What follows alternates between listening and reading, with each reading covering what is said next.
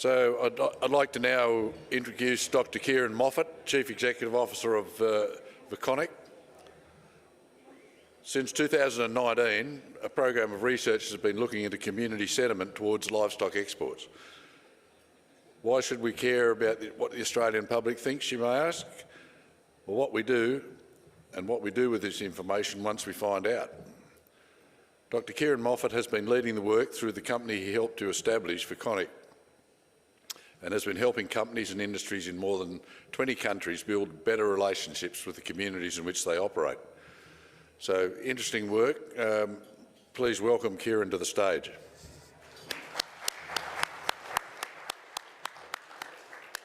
You got slides?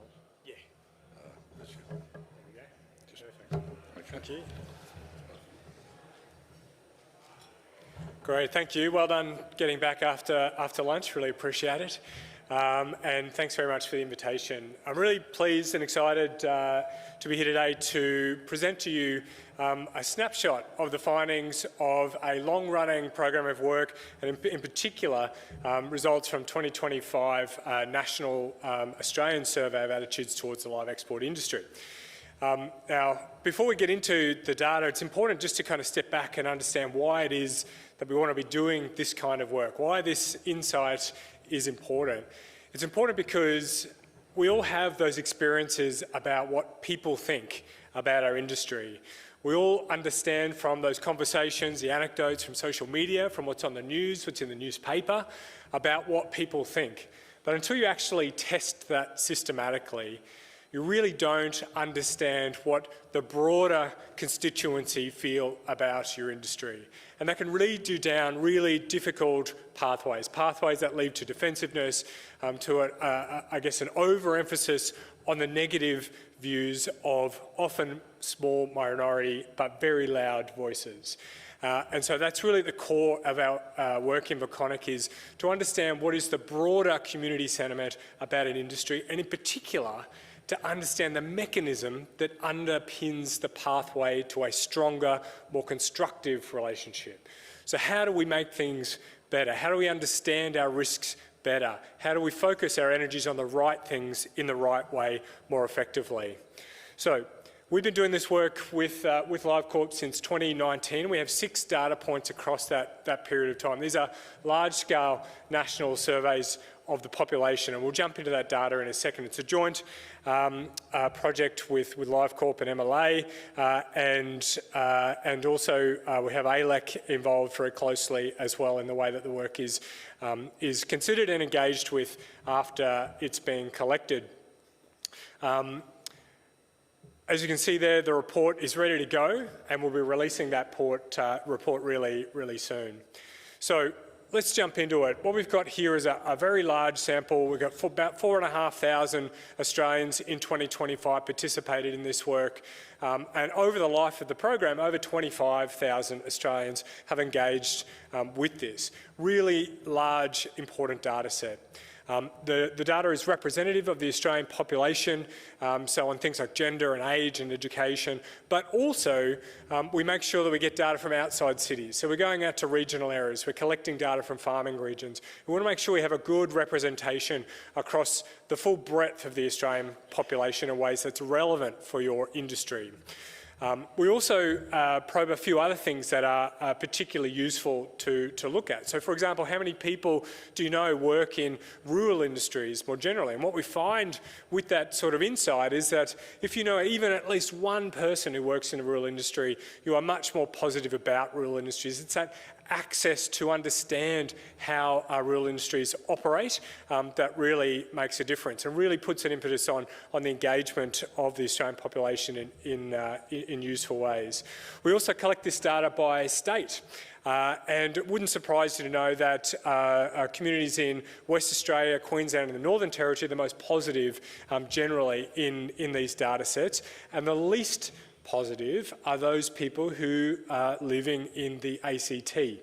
And I mention that because that's important to understand the context of decision making in this country, often that affects LiveCorp. Those decisions are often happening or discussed in Canberra, in the ACT. And in general, this is not politicians, it's the people of the ACT. So the atmosphere within which those decisions are made are quite different to the rest of the country. So that Canberra bubble is really quite real in the context of the live export industry in Australia. So what I'm going to do is present to you just the highlights from this work. I'm going to dive into 3 different aspects of the work. The first is what community think on key measures that influence your social licence to operate in the Australian community. The second component is how those things change over time. And the third component is why community members think the way that they do. What is the mechanism of social licence for the live export industry in this country? And that helps us to understand where to focus energy to improve that standing. Okay, so let's start with 2 key outcome measures in this research, and they are trust that the Australian community have in the live export industry and acceptance of your industry. Acceptance is a proxy measure, if you like, for social licence to operate or social risk. So if that's really low, you're at a high degree of risk of rejection within the broader Australian community. So we've got 2 key measures here. The first one, trust, on the left. I want to point something out. So regardless of what you've seen in newspapers and on social media, the trust of the Australian community in this industry has remained stable since 2019 to 2025. So we can see some variation there, but it's not huge, it's not significant. What we can also see is that sitting around the middle point of the scale, so around 3, that's right in the middle. So you've got about half the population on one side, about half the population on the other of that 5-point scale. That means there's huge opportunity to shift people from the middle in particular to the right-hand side of that measure of trust. And we'll get into how to do that in the next slide.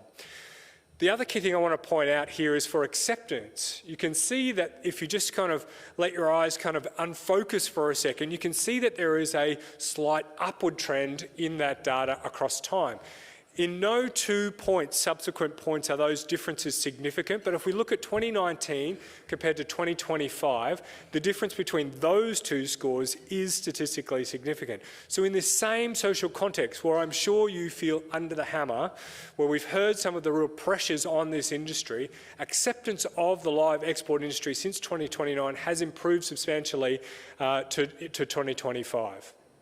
So this is why this is vital to get out and understand what the broader Australian community think about an industry, because it's often very, very different to how it's presented in all of those other spaces where we're picking it up. And what we've found from our work is that people who work in industries, and particularly rural industries, where what you do isn't just your job, it is your personal, family and community identity, those criticisms, those negative portrayals hit deeper, they hit harder. And so it's harder to come back from those things and engage in these issues without that sense of defensiveness that the world is against you. So I'm here to say your trust is stable, your acceptance has improved over time. The key question next is, so what? And how do we influence those 2 things? What are the things that are actually doing the work to produce those scores over time?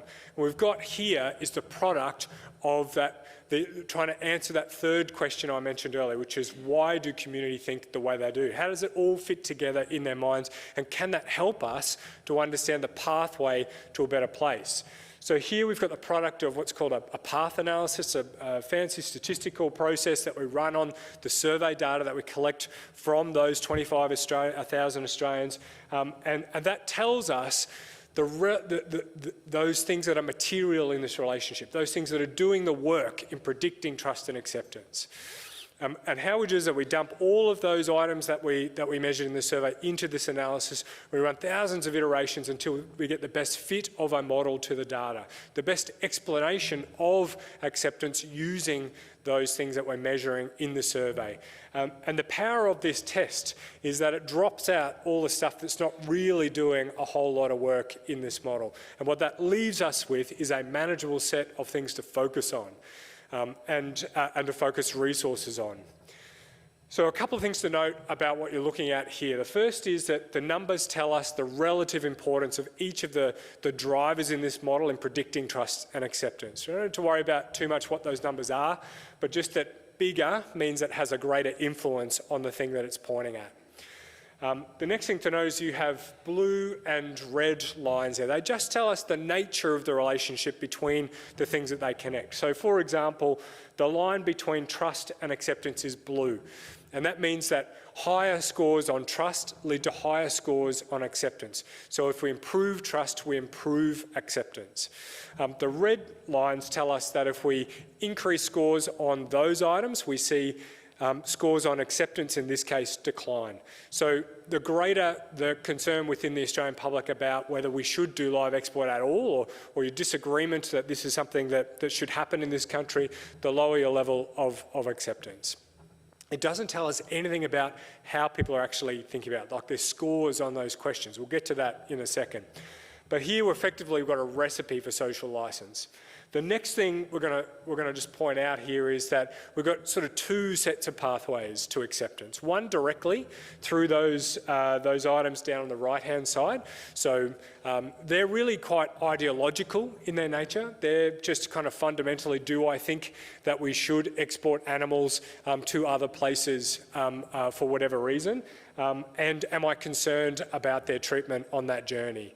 And the more concerned and the less you feel that this is an industry that we should be doing in Australia, the less you accept the live export industry. They're ideological in their nature, they're harder to shift, but interestingly, I'm going to show you some across-time data on that space, which will help explain why our acceptance scores have improved while trust has remained stable.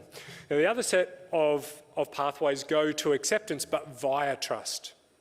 And this really illustrates why we measure trust, because trust is a critical resource in this relationship that you have with the Australian community. Trust isn't just some fluffy concept. It is a practical, pragmatic resource to be drawn on in challenging moments. The higher the level of trust in a relationship, the less cynical community members' ears are when you're explaining something that's gone sideways. It's the space for innovation. It's the opportunity to try new things. So trust is a critical resource in this relationship, as it is in the relationship between communities and companies and industries in most contexts, in most countries in which we operate. So trust is a kind of vehicle that translates community experiences and expectations into their level of acceptance of your industry. And that's why we really focus on those drivers of trust. Now, in this model, in 2025, the story is really clean. There are three main things that drive trust within the Australian community in your industry. The first and second are really close in their level of influence. The first is confidence in regulation. So this is community confidence that the formal regulatory mechanisms for your industry ensure that you do the right thing and that there are consequences for doing the wrong thing, and that you have internal standards that also work to ensure that you do the right thing. The more confident community is that those are in place and working effectively, the more they trust you as an industry. And this is really interesting when we think about what trust is, really. Trust is being vulnerable with another and knowing they're not going to take advantage of that vulnerability. And in this context, governance arrangements or regulation are a mechanism for safeguarding the vulnerability community feel in this space, which is the stake they feel in the welfare of the animals that you manage. And so having strong governance, having strong regulation is a critical pathway to building community trust in your industry. We'll get to what that means in terms of practical next steps in a second, but I'll leave that one with you. The second strongest driver will be no surprise to you, which is animal welfare. But it goes beyond just broadly how you feel about animals. We have a whole bunch of questions about welfare, and what we're doing there is getting at the nuance of this very complex issue. And what we see in that data is not only is welfare a strong driver of trust, but it's also something that Australians have a real interest in, and they understand the nuance of. That is, they understand it's not a simple issue. They understand there is nuance and complexity in what animal welfare is and means and how it is managed. And that gives you latitude, it gives you breadth, it gives you an opportunity to engage not just on single issues in single kind of unidimensional ways, which your critics do, and that's their luxury, but it gives you a breadth, it gives you a bandwidth to engage community on because they understand that it's a complex issue. So a really critical driver of trust, your approach in that space.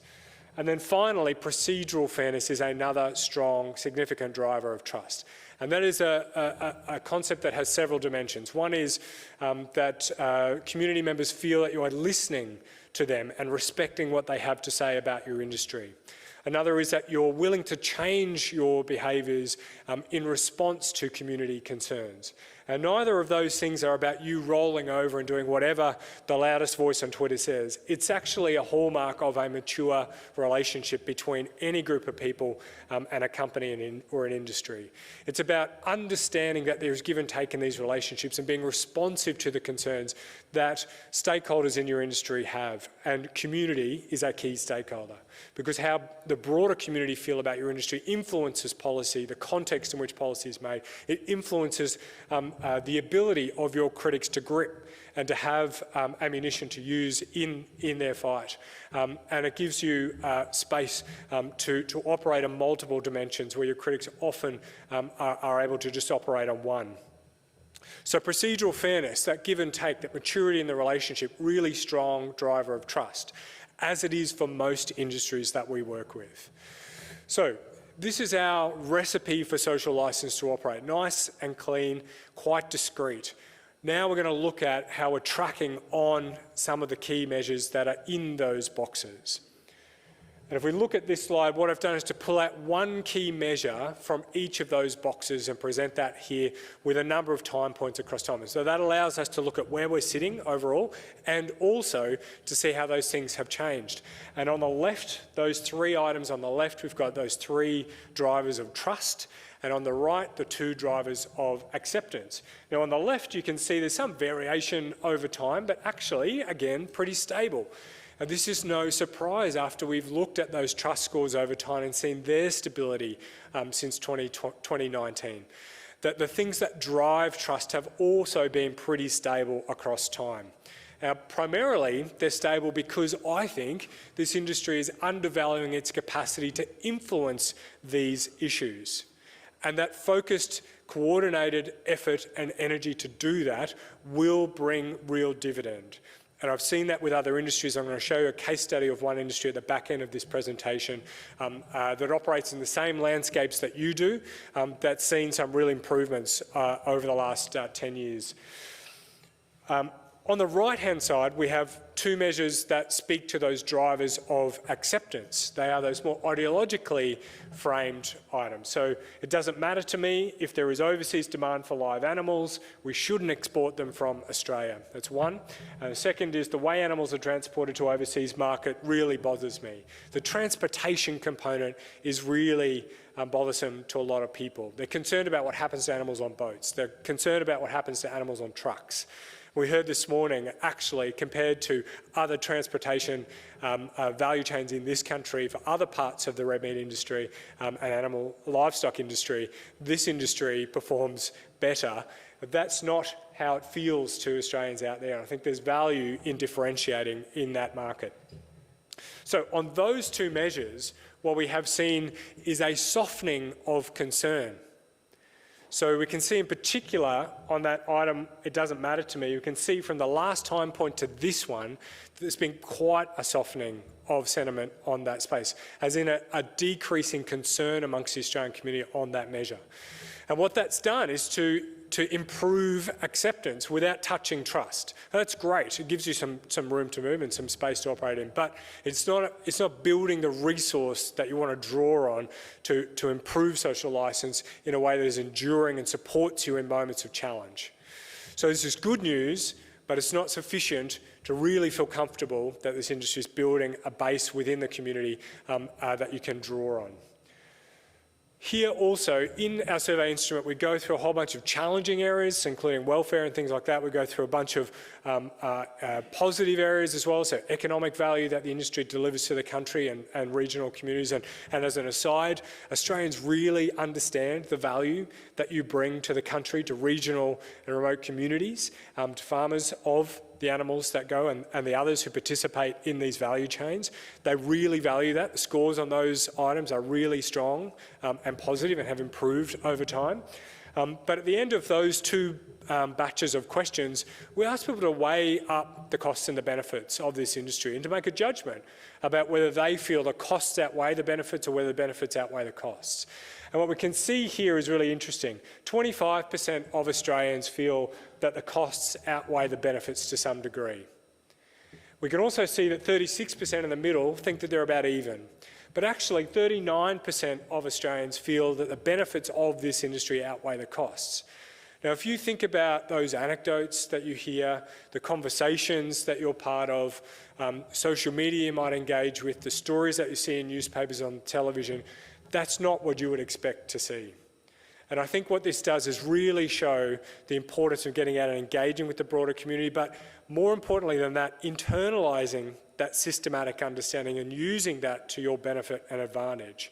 To see that actually with that constituency that matters for social licence to operate, you don't need to be defensive. They want to come with you. They just have some concerns around some elements of your practice. And the real value for you is to understand that, to lean into those spaces and to leverage the trust, to leverage the acceptance that you have within the Australian community, the value that they see in your industry for a deeper conversation about those things to drive high levels of trust and a cost-benefit assessment like this. Now, your data is very interesting. It's fascinating every year when we look at that data. But what I thought would be also useful is to bring some comparison points from other industries to the table as well. So we do this type of work with a coalition of rural industries in Australia, the Community Trust and Rural Industries Research Program through AgriFutures Australia. And in that work, what we see is that the average score for trust in blue and the average score for acceptance in green on this graph, you can see for Australian rural industries overall is quite a bit higher than it is for the live export industry. Now, if we break that down into two different related industries here, livestock farmers, so sheep and cattle producers, and vegetable and fruit growers, we can see where that difference starts to pull apart. So if you're farming vegetables, pulse, green stuff, you're rated higher. If you are farming animals or if you're engaging with animals, that pulls down that level of trust and acceptance within the Australian community. There's just more complexity in that space for people. But what we can see here is that you're trending a little below those industries. I thought it would also be useful, we did a national survey in the United Kingdom around their public attitudes towards UK horse sports. So this is all the equestrian industries. And in that work, we found that their level of trust and acceptance was remarkably similar to your own. And they also have some real challenges in their social licence to operate, their public standing, their reputation, and those issues that drive that revolve, again, around animal welfare. And they're a long way behind in terms of their consideration of these issues. They're only just starting to socialise this within their industries and to start building a common language, a common approach to these issues. On the right-hand side, something completely different, or is it? We've got the Australian mining industry and we've got the Canadian mining industry. The Australian mining industry, this data is from last year. We did this with CSIRO, and when we were in CSIRO as a team, we did two other time points, which I'm going to show you at the back end of this presentation. And what we can see there is that those two industries, that same industry in two countries is seen very differently. The Canadian data is very fresh. We finished collecting that about a month ago. We're just started publishing some of those reports now. And we can see that mining in Canada is seen in a very different light than it is in Australia, which is fascinating because it holds an equally important role in their economic context. So you can see that there is variability here across different industries and across different jurisdictions. But in each of these industries, in each of these places, the pathways to trust and acceptance are different. Those unique recipes for social licence are the things that guide those industries and companies in those spaces to tailor their efforts to improve their position. So where does that leave us? So the story is nuanced. Your trust drivers are stable and your acceptance drivers are improving, particularly because some of those critical areas that are more ideological have softened. In part, I think they've softened because of the economic context we're living in, that actually people's minds are moving to cost of living rather than to animal welfare and to an extent environmental concern. So we're seeing an opportunity, I think, in that space for industries like yours to leverage that heat coming off to go harder at the issues that are going to give you value in building trust within the Australian community. We understand the mechanism for social licence to operate for this industry: procedural fairness, confidence in governance, and working on welfare standards. However, the actions to improve in those spaces are more challenging, particularly for an industry. You have less levers to pull than an industry like mining, where you have local interactions with communities in ways that are, I think, quite different to how this industry operates, where those local communities are often this industry.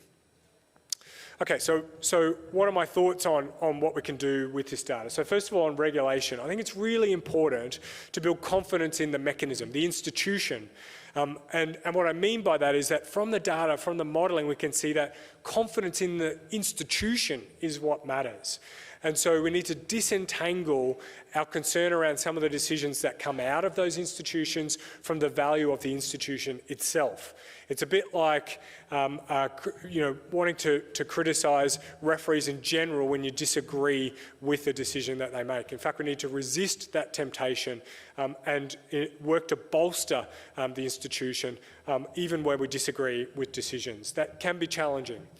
Second, on welfare, rather than you're doing a bunch of things on improving welfare standards. So actually, I'm just going to speak to something different, which is trust the capacity of the Australian community to engage meaningfully in the complexity of welfare as an issue. They have that capacity, they're interested in those issues, and they will go there with you if you engage them in that way. And then finally, on responsiveness, embracing vulnerability is critical to building trust. Trust is about vulnerability, and you need to demonstrate you're worthy of trust. And that means demonstrating that you're also willing to be vulnerable in that context. So engage on hard issues, not just positioning the positive things that this industry does, but to embrace authentically all the dimensions of this industry in that public domain. That takes courage, but your level of trust and acceptance within community should give you some confidence that there is capacity there, that there is the ability to do that. Now, I want to show you that mining data again, because I think it's fascinating. In 2014, we did the first national survey in CSIRO in response to what at the time was a policy crisis around taxation of the mining industry. It was a bit earlier than this, but we noticed in that debate that both sides were speaking on behalf of the Australian public, and the CSIRO National Science Agency, we felt we had a duty to represent the views of the Australians independently in that conversation and in future conversations about that industry. So we went out and we collected the first tranche of data. In 2017, we collected the second set of data to compare with the first. And in 2024, we went out for a third time and collected that data again. And you can see here on trust and acceptance, over the first 2 time points, really stable. And in the third, a big improvement. So there's quite a gap between the second and the third time points. But in that time, something changed. So when we look at the drivers of trust and acceptance for the mining industry in Australia, 2 key things stand out that are common with your model, and they are procedural fairness and confidence in regulation. And what we can see here is that those drivers also improved, and that's what led to higher levels of trust and acceptance. So in terms of the mining industry listening to and respecting community opinions and being prepared to change its practices in response to community concerns, both of those jumped significantly from 2017 to 2024. And on confidence in the legislative environment, that also improved. Why? How did that happen? So we have some thoughts on that. Firstly, I think the mining industry quite substantively changed its approach to its position in public life and the way that it prosecuted its interests in the public domain. So first of all, I think through that period of time is mostly consistent and unified in the way that it operated. And it kind of left behind some of the kind of more vocal, the more damaging, the more difficult issues. Also, communication shifted to be more direct and around public good type sponsorships. We see that here in Western Australia, and moved away from some of the practices of the past. But fundamentally, it improved its own internal practices around how it understands and engages with the social context in which it operates. Over that time, standards improved, social performance became a real discipline, and the standards by which they are judged by funders, banks, and global institutions increased dramatically as well. And that led to a really different approach by the industry in the way that it engages with its external world. So there is a pathway forward, the mechanism is clear, and there's real optimism, I feel, for the live export industry in the public domain, exactly because it's not how it's presented. Thanks so much. And I'm happy to take a couple of questions if that's useful. Any question? One right here, Digby.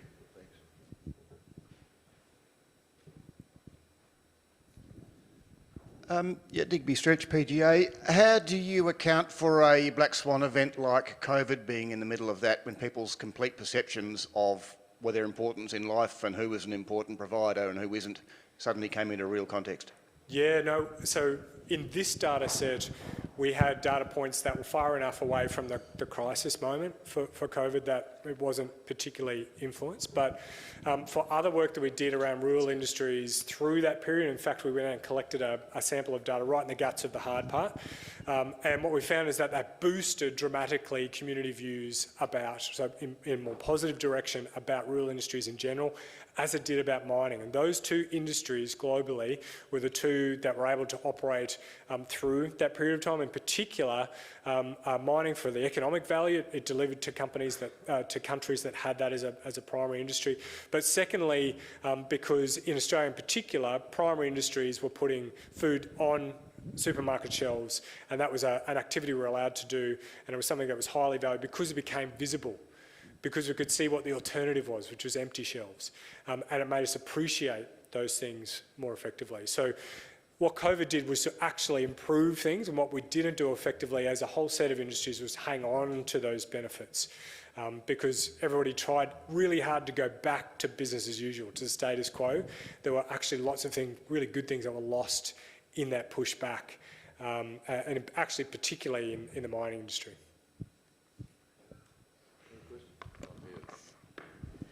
Thanks, Kieren. Bron Christensen, Kimberley Pilbara Cattlemen's Association.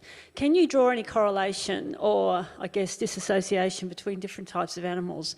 Because I don't want to throw another industry under the bus, but if we look, for example, the chicken industry, horrendous, where they can lose thousands of chicks just because the temperature's wrong. If we look at the slaughter process, it's really not pleasant. People don't give a damn about chooks, but they give a damn about a calf or a cow. Is there any reason why, if we look at the fish industry, can you draw any conclusions about that? Yeah, I mean, they each do have their challenges, their welfare challenges, and we've worked with the Australian egg industry, so different, but actually they share some of those challenges.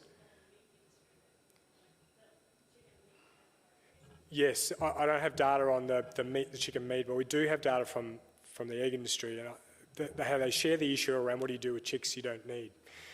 And I think, you know, what we see there is that the egg industry was also under massive pressure when we started working with them in 2020. Huge, they were on front pages, and they adopted radical transparency, and they adopted an approach which was that we would go out and collect data, present that data and report. They would then do a response in their sustainability report, and then also where they're focusing their R&D dollars based on community concern. So it was this kind of, you told us this and we did that. And then here's the delta, here's how things have changed. And by radical transparency, I mean every data point for every survey is available to everybody on the website. And we will get thousands of people engaging with that data and the survey itself. So what do we know about the differences? I think there is a fundamental difference in the way that people see different types of animals. You're right, and I think that's unfair. And your industry doesn't quite have the same benefit that others do around, say, the egg industry, which is they have 50,000 people go to their website every month to get egg recipes. You just have this really powerful positive news engine in that industry. It's difficult here. The mining industry is different again, which is that it doesn't have a direct connection to the things that it is designed to support, right?